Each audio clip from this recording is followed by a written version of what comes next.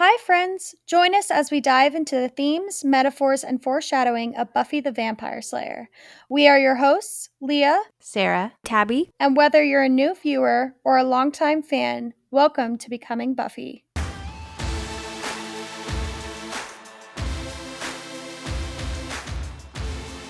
Hey guys, welcome back to Becoming Buffy. Today we're talking about Season 5, Episode 12, Spoilers for Checkpoint. And I'm back, guys. How did last spoilers go? It was all good? You guys get through all the notes? You're such a liar. You were there. Yeah, guys, go back and listen to it knowing Sarah was here but not saying anything. It's even funnier if you really think about it. That's why we also were dying laughing because it was That's like... also why we sound freaking stupid, okay? We're not that stupid, okay? Also, both of us had a really long day. We were really tired. Well, and we found out we were going to be running it, like, I think the day before the day of. So No, it was it was like the kind day of of. last minute. Yeah. So it was like kind of last minute. And Sarah was there, so of course we're playing up Sarah Sarah also Excuses. gave us so many notes with Excuses. no explanation, and then I She had gave to us the read notes it all on the literally spot. like 5 minutes before. I was like, hello?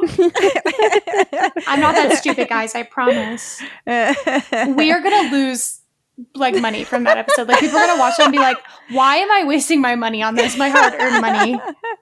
Oh, they're here for the vibes. Hopefully you That's what guys it is. have all the other episodes of me trying to be articulate so you don't think I'm just a high schooler. My favorite part was Leah trying to read each point by point. And then it was actually, I think, a very profound, well thought out one. And then she's like, I don't understand what that means. I didn't. It was worded weird. It confused my brain. Dyslexia came in. No, Yeah, for and real. to be fair though, when I write my notes, I write in a very odd way. Sometimes I don't finish sentences and stuff because I know my You thought know what you're trying to say. processes. Yeah. Yeah, And I that's know what I'm really trying to fair. say. That's how I write them too. It's just usually people don't read my notes. Right. I wasn't planning on you guys reading it. And then when I was like, oh, okay, my voice is not coming back for today, I kind of just like compiled everything as fast as I could and sent it. So it is what it is. It was also triangle too. So like, what is there to talk about triangle? Like whatever. It's fine. We are also, I was thinking about this too. We're kind of at that part of the season that spoilers are hard because we're smack dab in the middle of the season. So the beginning of the season, there's always so much to talk about because it's a lot of foreshadowing and development and all that stuff. And then the end of the season is always like a lot to talk about because you have the finale, but then you also have the next season that's kind of coming up. But the middle of the season is hard because it's like, there's just not much to talk about spoilers wise. The biggest thing about this episode, I mean, obviously it's an iconic episode and it's so empowering, but I was thinking about this for 5 years now. We've watched the Watchers walk all over Buffy. And I hate to say it, even sometimes her friends and family kind of walk all over Buffy. And I think if I had to pinpoint one of Buffy's biggest weaknesses, it's her lack of self-worth. And I think this episode is a huge character moment for her because this is her standing up and going, no, I'm not going to let you treat me this way because I'm powerful and I am worth it. I sometimes think that Buffy is so self-sacrificing to the point where she lets people walk all over her. I think about the TikTok sound. It's like, you should be thankful I'm not as mean as I should be or something like that. But I think about Buffy. She really has a lot more, in my eyes. She could be a lot harder on people and it would be completely justified. And I think sometimes, I don't know if it's the writers or if it's the way Sarah Michelle Gellar comes off, but there's this like fear sometimes to make Buffy super hard or super, I don't want to say cruel, but like make her firm in such a way that doesn't make her hardened. Put up firm boundaries. Because boundaries don't work on television. They really don't. Yeah. They don't translate well. Yeah, it's hard. And I think season 7 is probably the closest, and we'll talk about that. I think that's the closest we get. Yeah, and look what happened at the end of season 7. And everybody says she's cold. And oh no. Sorry. How does that always come up in every single spoiler section? Every spoiler section, it's like empty that places. And, season 6, episode 18. Yeah, seeing red and yes, exactly. Yes, thank you for Let's just bring up all of them right now. Why not? As we do every spoiler section. I literally forgot this was a spoiler section. And I literally was about I know, I was about to chime in and be like, man, you could like, Sarah, you're gonna have to edit out a lot. And I was like, oh, it's a spoiler section. Nope, spoilers. Dude, speaking of red, I accidentally saw a few TikToks of the Red Wedding, and I have not seen the show, Game of Thrones. Thank you for that. I'm traumatized. I'm sorry. You will never be as traumatized as watching that in the show. Not I knowing knew what's about it beforehand because I feel like everyone tries to gaslight people, but you don't get it. You will never get it unless you see the show. Because I know they're and really loved experience it in characters, and it's like huge betrayal. It wasn't even like that, bro. It's just like the way it happened so early on. Yeah, it's crazy. Yeah, join us on our Game of Thrones podcast after this one. No, I will never. I can't. That's one of those shows. I'm like, good for you guys. I'm sure it's great. I don't know if I could stomach it. I know it's awesome. No. I'll do a Game of Thrones podcast. Yeah, that's a show where the later seasons I could freaking go in on. Yeah. Yeah. I feel like Game of Thrones and Stranger Things are the only two series that I would genuinely be like, oh, I'd want to sit down and like pick apart every episode. Yes. I mean, I feel like it is, I don't like the term, it's not overhyped, Stranger Things. It's justifiably hyped. And usually newer shows are not like that. Like even season 4, I was like, how is this like par on par, if not better than season 1? I was like, so good. I don't know how they're doing that.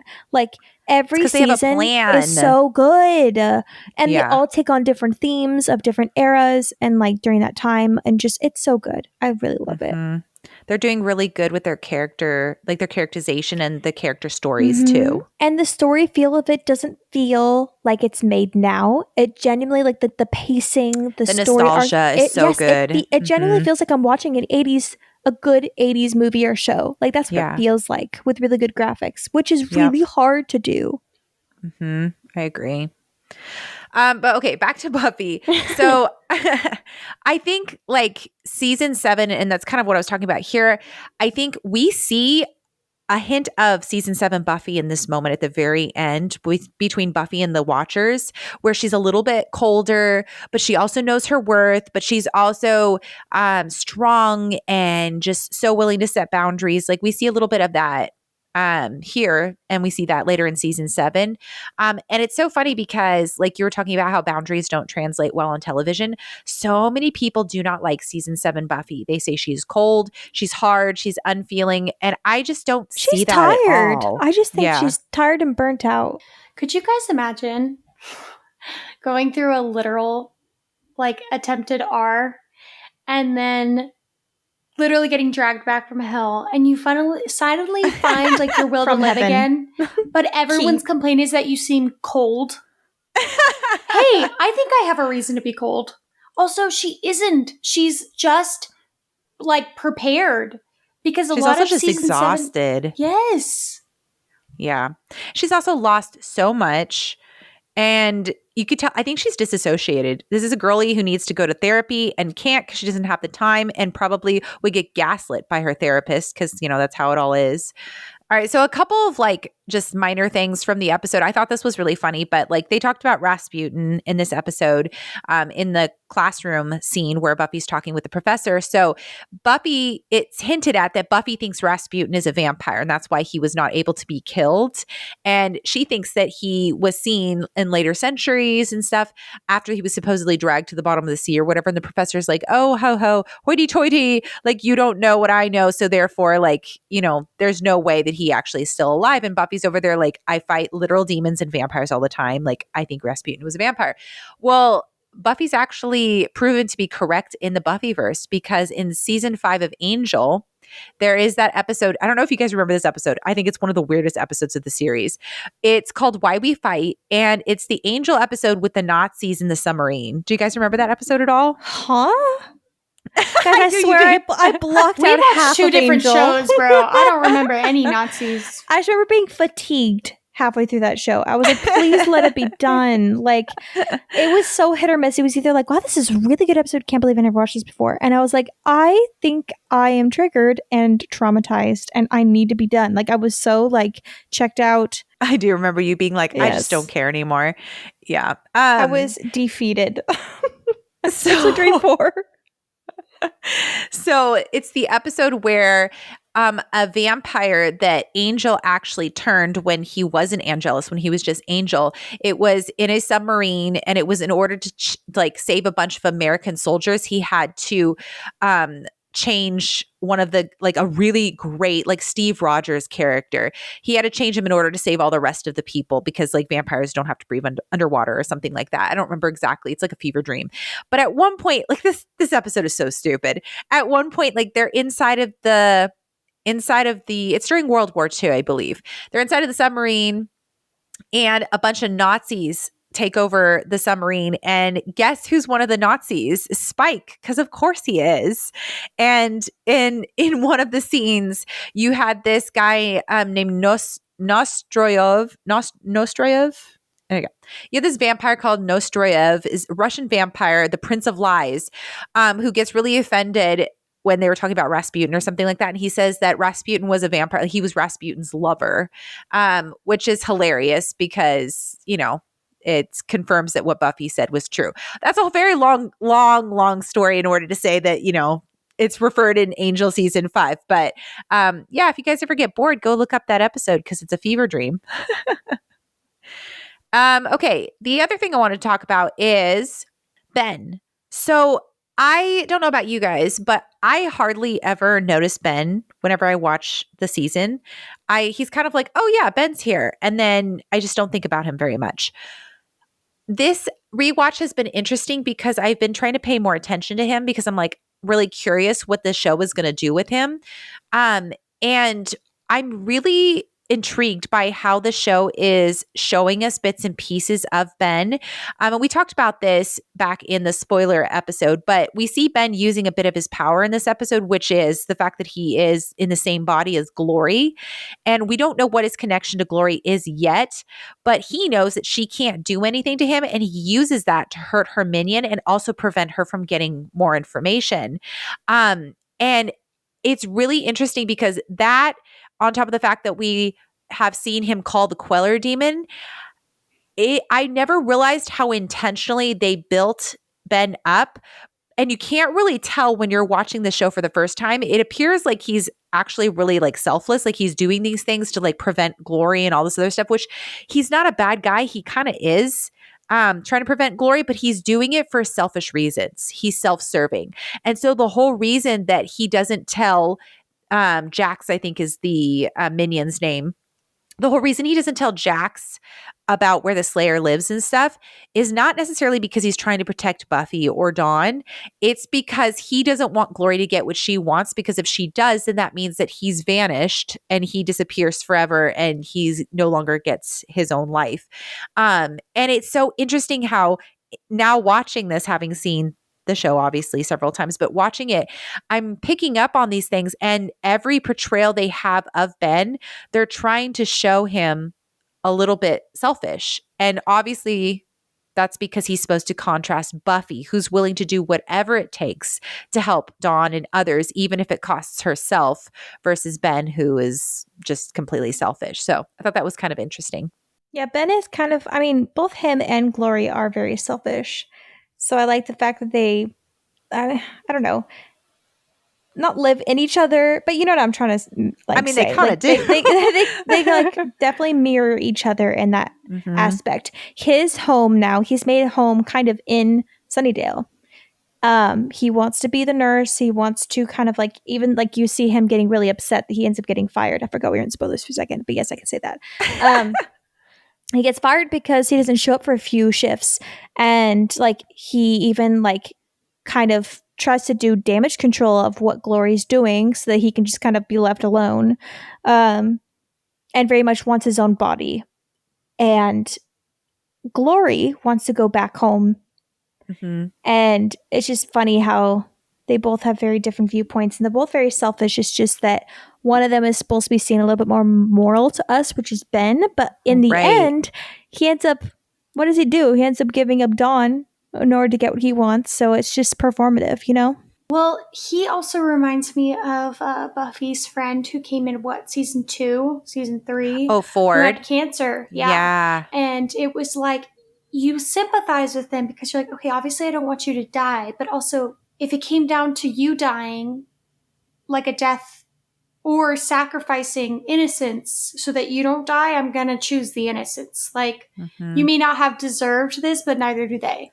Right. That's kind of the type of character he reminds me of, where it's like you can sympathize with him, but ultimately he does the wrong choice. And I think that's why when Giles ultimately like kills him, it's something where you kind of get it, because it's like he is the reason they were in that mess, and he's the reason that Buffy had to sacrifice herself, and like all this stuff is because he ultimately chose to take a selfish decision. And I think that Giles ultimately recognizes that, and he also recognizes the fact that Glory needs to die. And if it came down to killing Ben and, saving the world, then it's like you kind of weigh your odds.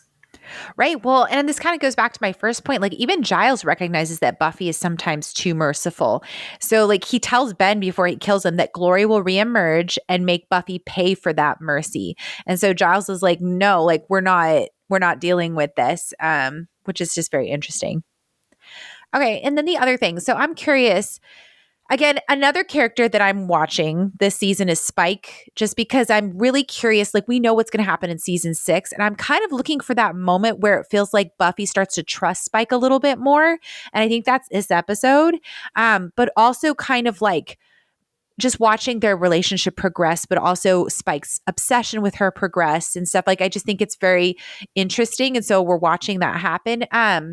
We talked about this in the spoiler free section, but like we talked about the Buffy bot foreshadowing with like the mannequin behind Buffy as she's asking for Spike's help and stuff. And, we talked about how Spike is only nice to Buffy when she needs him, which is similar to Riley, hence the kiss and intervention. And I think a lot about that kiss and intervention, how I just don't like it. And this moment here where Buffy asks Spike to help her in watching Dawn and Joyce, to me feels like another weird character choice, a character moment. And again, this kind of goes along with my first point. I sometimes wish Buffy wasn't so nice sometimes. Listen, I get why she asked Spike to watch Joyce and Dawn, and I get why she kisses him in intervention. It's this idea she's just so thankful and so grateful that Dawn is okay, that her mom is okay, that she's willing to do what makes the other person happy, to reward, to adjust. Thank you. That's a good word. To adjust, to reward, whatever. Because she's just so thankful and so happy. So I understand that. I feel like that's in character for Buffy. But I sometimes feel like with season 5, and this is the part of season 5 that I struggle with, it sometimes feels like the writers use Buffy as a reward for Spike doing the bare minimum and for Spike doing some really like toxic stuff. I struggle with Spike getting rewarded for bad behavior in this episode. Like, he was nasty to Buffy, and every single other person who was not good to Buffy ends up eating their words or being humbled by her, and Spike gets rewarded for that. And I'm not saying this is not to blame Buffy at all. It's just a frustration because I can see it from this point. The writers are starting to slightly shift the narrative about Spike. Obviously, we still have Crush. We still have other things like that. But I could see from like some like a first time watcher how narratively this would be so confusing. Like, it is so hard to fully, for someone who's like not fully aware and they're just kind of watching the show, it would be really hard to not root for Spike at times and not be on his side when you have episodes like this, when you're like, oh, look, see, like Buffy's being nice to him and stuff like that. So therefore, like what Spike's doing is not as bad. And I think it's just creating this weird pattern, especially for when we get to season 6 and we have Buffy telling Spike no, and Spike being like, well, we're just gonna have sex anyway, like you don't actually mean it or whatever. So I don't know, I just kind of struggle with that, and I'm gonna struggle with that in intervention when she kisses him, and yeah, just gives me the ick, honestly. Agreed. All right, so let's talk about the Watchers. So this is the second to last time that we will see the Watchers, specifically Quentin and Lydia and the rest of the guys there. So the next time we see them, they will be blown up along with the rest of the Watchers in season 7's Never Leave Me. I wish you had like a little sound effect of applause. Yay! I find it so interesting. So I actually went back and watched that scene with the Watchers in that episode just to kind of like get a glimpse of like, because I don't remember it very much. I'm like, okay, to have the Watchers changed very much and how they view Buffy and how they view Giles and all that stuff. No, guys, up until the very end, the Watchers believe they still have the power and they underestimate the first evil and even Buffy. Like, Quentin gets off the phone with Buffy and she's asking him where Giles is because she thinks that Giles might be dead. And he's like, well, we don't keep tabs on all of our Watchers once we let them go. And she's like, yeah, okay, no, I know you know how to find him. And he was like, all right, well, we'll see what I can do, whatever. And then he hangs up and then he tells everybody, oh, she doesn't know anything either. So he was like pretending and pumping her for information, which is just crappy. But also, I was thinking about this today too. Okay, so do you remember, guys, how season 7 begins with a bunch of slayers or potentials around the world being slaughtered? And I think that's so funny. Like, it wasn't till towards the very end of season 7 that, and that's when you have Caleb, that the Watchers Council is blown up. So even the first evil recognizes that the real power is actually the potentials and the slayers, not the Watchers Council, which I thought was really funny. Also, I thought it was really interesting that season 7 is about power. Like, the entire theme of season 7 is power. And this episode deals heavily with that idea. That's what I was thinking too. Yeah. It was very season 7 themed. Yes. Yeah. Even like, and I know I talked about this earlier, but like, even like the way that Buffy acts and stuff, it feels like season 7 Buffy in a lot of ways. And you know what? Now that I'm thinking about it, I feel like people saying that they don't like Buffy season 7, I'm like, okay, so you want a woman who's seemingly in her own and powerful, but a way that's palatable to you. If this was a male lead in season 7, you wouldn't care. Yeah. But it's the fact that she's not, like Sarah says, she's not bending over backwards for people. She's making decisions, and even she's having a healthy mindset. I know this is going to sound harsh, but having like a bit more of a realistic mindset about what war is. She's understanding that there's going to be casualties, and everyone knows that, and yet she gets blamed for the casualties when it's like, hey, you're a potential slayer. This is what you have to do, and it's not her responsibility if they end up dying. Like, it's like, it's not her choice, it's not her decision. Like, and her kind of like being resolute about that and knowing that, like, obviously, like, deaths are a big deal and she knows that, but it's like she can't save everybody, and she's learned that over the years. And at some point, like, that's what war is, you know. And everyone got really mad at her. People get mad at her as if she asked to be the leader of potentials, as if she wasn't herself a potential that got chosen at 16. Like, 15. Her life is at risk just as much as all those girls are, if not more, because she's more of a target. And yet they still get mad at her. Oh my God. I don't even want to talk about it. It's the fact that she is the one that's the easiest to target because she's the one that's training them. But it's like, I can't imagine that being the case, kicking out somebody if it were a man. And this is not me trying to be like crazy a feminist for saying that, but it's like, genuinely think about a man being in his own home. Do you think people would kick him out of his own home if they disagreed with his abilities? Well, okay, we have a great example, guys. Season 5 Angel. You never hear people say that about Angel. I just don't like how, especially his season 2 shenanigans. Yeah, he had his soul. Right. I mean, people are like, oh, this is compelling stuff. This is so good. And I think, to be fair, I can hear everyone yelling at me right now. The way that Buffy started out, Buffy was a happy-go-lucky teenager and like all this stuff. And Angel has always been dark and broody. So yes, I understand that like there's been but this. But also Buffy's is a coming-of-age story. Like, Angel was She's already not gonna look of the age. Same. Yeah, do you look the same as when you were a sophomore in high school? I don't think so. They're like, Buffy, we understand that you're under a lot of pressure and that you're like our leader and everything, but if you could just smile more while you're like telling us to do stuff, like that'd be really great. Maybe we would actually like perform better and have like a better outcome in the war if you would just like be a little bit like nicer about like how you give us instructions and smile more. Right. Seriously. Your vibe wasn't as like stressed. Yeah.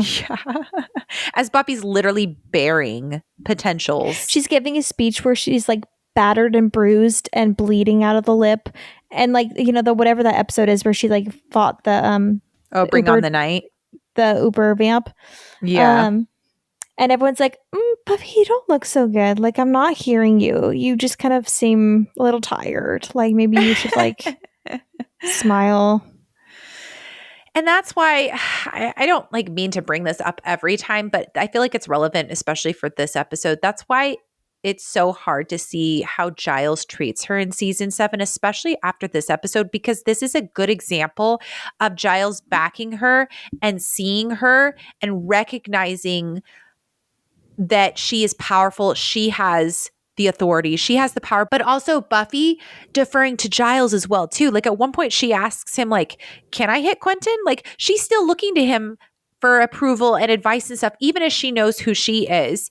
And Giles, as soon as she like takes charge, takes a step back. I just don't understand why they had to make him have such an issue with power in season 7. Like I will never understand it, guys. Season 7 Giles is just so out of character. I don't get hate it. him. I don't hate get it. him. And you know what sucks too is like the further we get along in the series, the more that I'm reminded of how the relationship will become.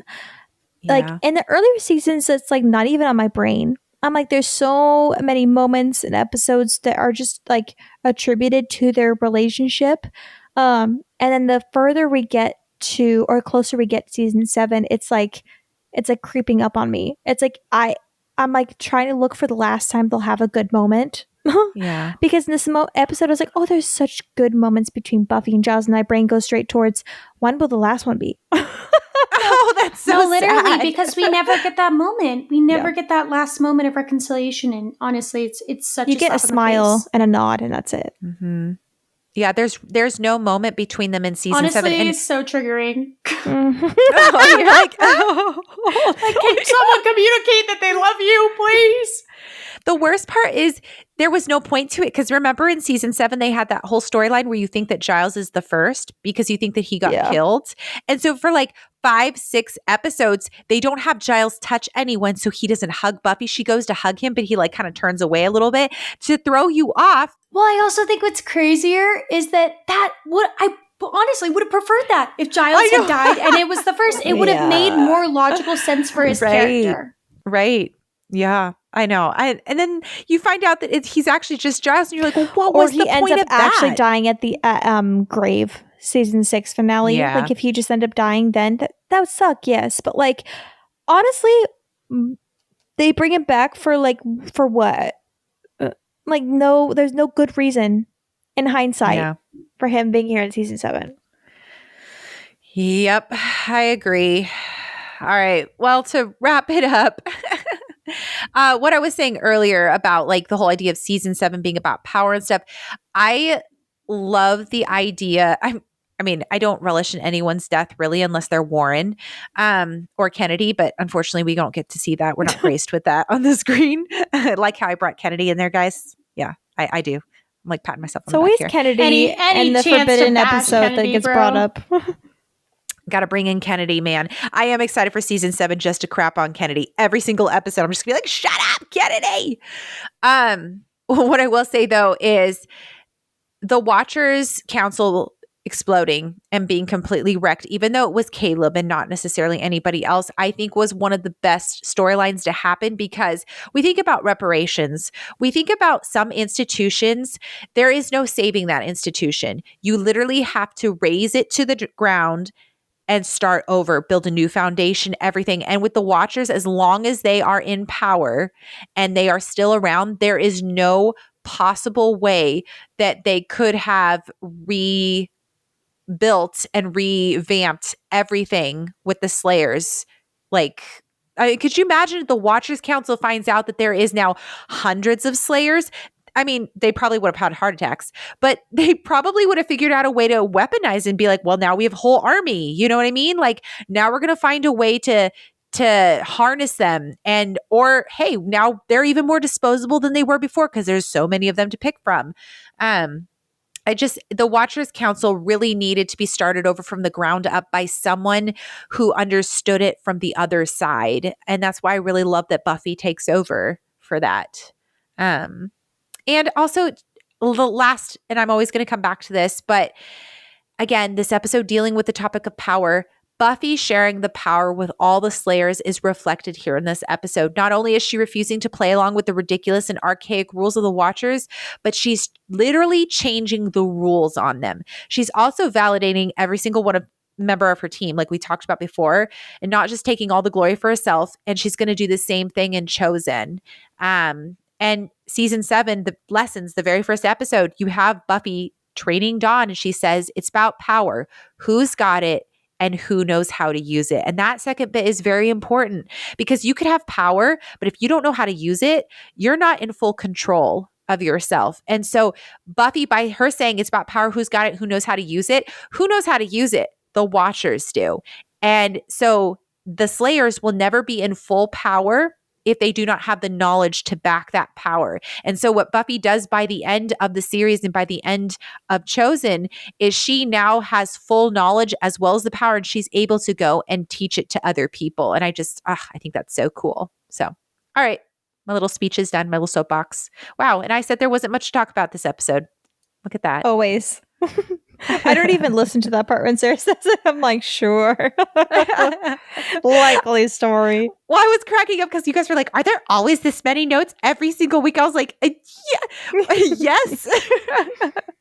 So glad to know you guys are paying so much attention. Warms my heart. All right, guys, we hope you enjoyed that. We hope you learned something new. If we missed anything, guys, definitely let us know. I always love learning new things. Do people ever let us know if we miss anything? Yeah, every once in a while I'll get DMs. That's a little but I usually don't miss anything, so. Okay, yeah. I actually believe that. I've seen the notes. I actually believe that. Yeah, people will email us and stuff. A lot of times it's people like a year later because they'll be behind. And so they'll listen and they'll just DM me and I'll be like, dude, I don't remember what I said like 2 years ago. Like they'll just expect me to know which episode they're on. And I'm like, I hate when people reference like our beginning stuff. I'm like, that doesn't represent me. That's a different Tabby. Anytime someone starts the podcast, I was like, I apologize for the first 2 seasons because we were still learning. No, the second season's fine. The first season, I don't know her. I don't listen to her. I actually don't listen to her episodes in general. But like, no. All right, guys, we hope you enjoyed this episode. Let us know your thoughts. You can find us on Instagram, TikTok, YouTube, and Tumblr at Becoming Buffy Podcast. And you can email us at becomingbuffypodcast@gmail.com.